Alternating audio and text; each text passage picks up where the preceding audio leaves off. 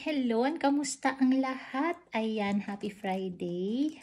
It's a good Friday na. So, ayan, it's Holy Week season.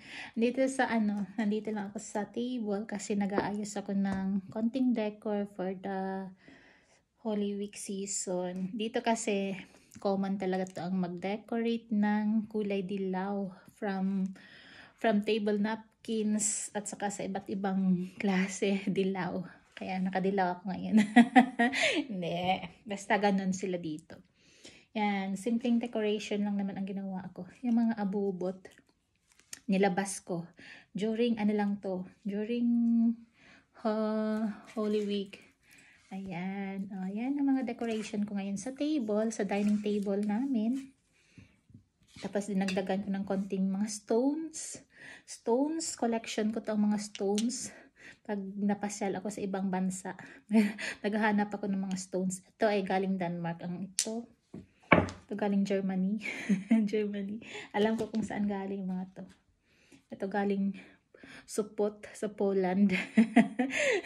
Yan. Alin pa? Yun nga. Dito. Ito, meron akong mga small decor sa dining table. Yan. Diyan na yung ating yellow candles.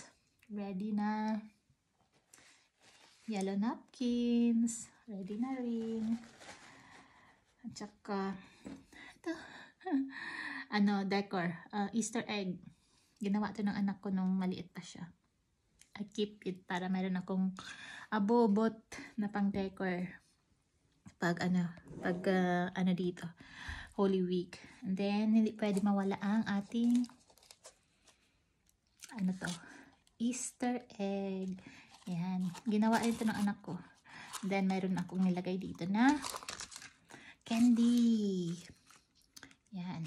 Ganun lang kasimple. Simpleng decoration para lang ma-feel na Holy Week. Mostly ang mga tao dito is nasa cabin or nasa kanilang mga bahay bakasyonan at nagsishi sila. Ako naman dito lang, stay home lang muna kasi hindi naman ako ganun sa pagsishi, so stay home. And ito, nag-prepare ng konting decor dito sa dining table para naman ready na sa Easter Sunday magawa ng konting food. Ayan. So, ayan lang ang mabablog natin for today and hope everyone is doing well and enjoy the Holy Week season. So, ayan. Mula dito. Have a great day. Bye-bye. Thank you for watching.